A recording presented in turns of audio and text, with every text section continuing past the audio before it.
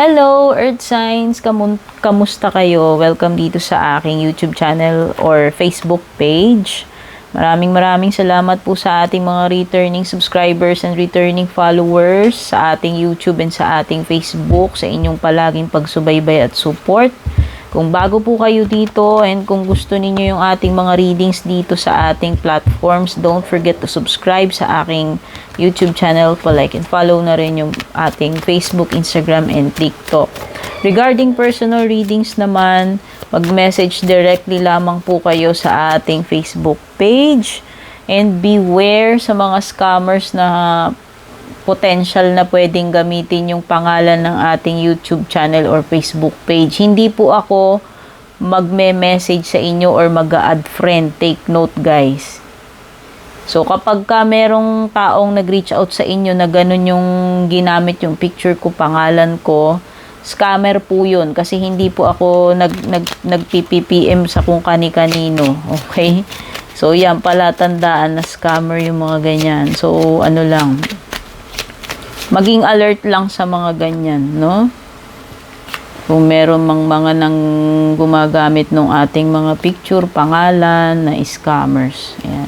And kung may mga nakikita po kayong parang mga nagko-comment dito na ano, yung parang kahit binablock ko na gumagamit sila ng mga peking account, iba-ibang mga kunwari foreigner yung mukha, mag-ingat kayo doon.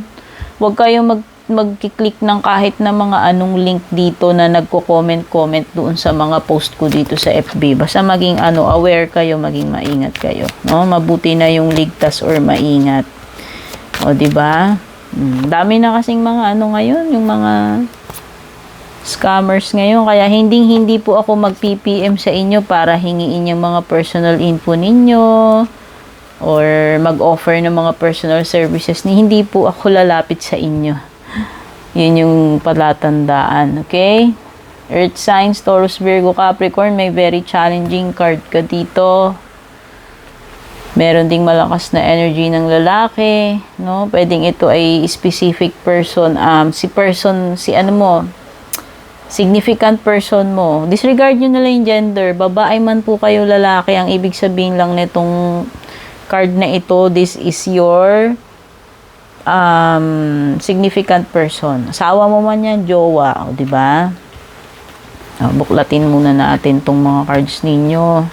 At dahil nakita natin itong card na to, ito ay card ng pagdadalamhati, ito ay card ng mabibigat na problema, pwedeng ito ay patungkol sa losses, pagkawala, no?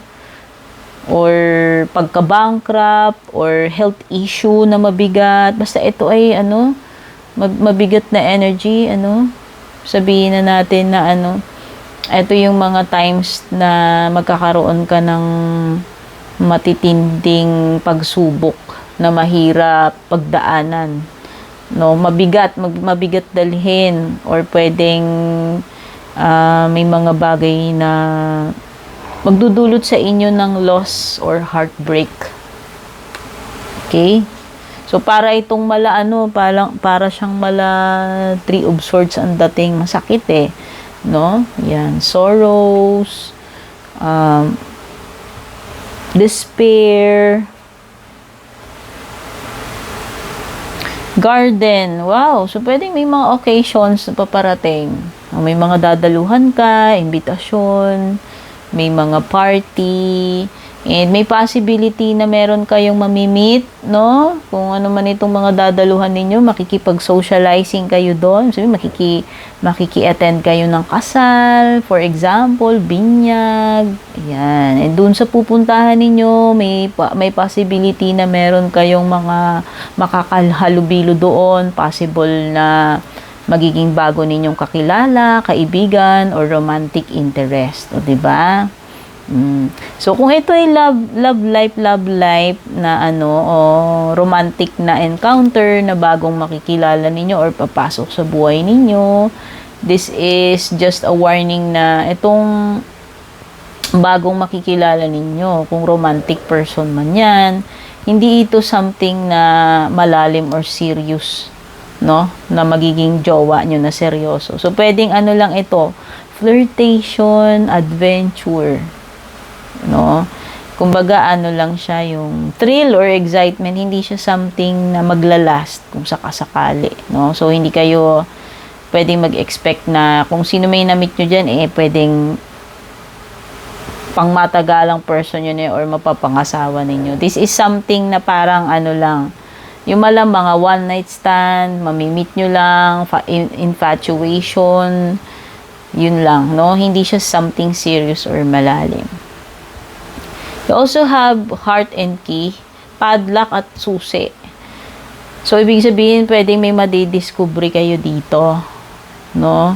Pwedeng secret na marireveal sa inyo at kung may mga hinahanap kayong bagay na nawala, ay maaaring matagpuan ninyo. No, halimbawa, hinahanap nyo yung diary ninyo. Nakalimutan nyo na, saan ko kaya nailagay yun? Hindi ko na baka na-misplace ninyo, ang tagal nyo nang hindi nakikita or mahanap or maalala. Ayan, lost and found, sabihin na natin. Oh. One meaning about this is lost and found. And also, yun na nga, sabi ko, truth, clarity, discovery, revelation. Kasi may matutuklasan ka dito. No, may mag-unfold na katotohanan. Okay, number 2. And number 3, pwede rin itong solution to a problem. So, yan. Kung meron man kayong kakaharaping challenge, problema, no, may masosolve ninyo yung problem ninyo. Okay? Makakahanap kayo ng paraan, ng solution. The Magician. So, pwedeng iba sa inyo, magsisimula kayo ng bagong career, trabaho, business. Magician. Kasi parang nagsisimula ka Pwedeng iba sa inyo dito, parang nag-e-experiment kayo. Meron kayong mga bagay na sinusubukan. Ayan. Kung ano man yung tinutukoy dito na meron kayong bagong discovery, pagkakaabalahan. No? Pwedeng hobby, pwedeng negosyo, pwedeng studying, pwedeng trabaho. Queen of Wands, there is a fire sign energy, no? Aries, Leo, Sagittarius. Attraction, ang unang pumasok sa isip ko, sa intuition ko. No? Attraction or strong passion para sa isang person, kung sino man yung tinutukoy na person na yan, na pwedeng pwedeng ikaw yung na-attract dito sa person na to, or siya yung na-charm mo o na-attract sa iyo, di ba? May may attraction, o di ba? May matinding pwedeng may matinding admiration, pagnanasa, no? Pagkakagusto, sabihin na natin. Baka may mga nagkaka-type sa inyo dyan. The Hangman, may delays, postponement. So, kung may mga pinaplano man kayo, supposed to be nagagawin dapat, okasyon man yan, event, pwedeng may postponement, no? Pansamantalang makuhold. So, ang ibig sabihin lang nito, in short, ay hindi muna matutuloy. Hindi alam kung kailan uli ipagpapatuloy ito. Okay, no choice kayo dito, kundi wait lang muna, ganun, no? Kumbaga, i-reschedule. No, kumbaga, indefinite kung kailan uli maitutuloy, no? And you also have Page of Swords. So, hindi lang fire sign energy. Meron ka ring air sign, Gemini, Libra, Aquarius. Masyado kang nagbubusisi dito sa bagay na ito. Masyado mong, nitpicking ang tawag doon in English. Yung parang masyado mong pinupuntirya ito. Masyado mong pinupuna, kinikriticize, basta parang may nitpicking na nagaganap dito. No? Masyado mong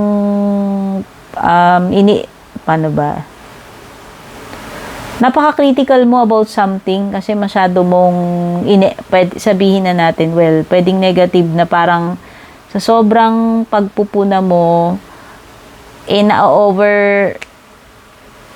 nagiging overly critical ka dito sa bagay na ito. Masyado mo siyang binubusisi, sabihin na natin. Nagiging komplikado tuloy. Okay? Pero na pwedeng na-exaggerate. Yan, sabihin na natin.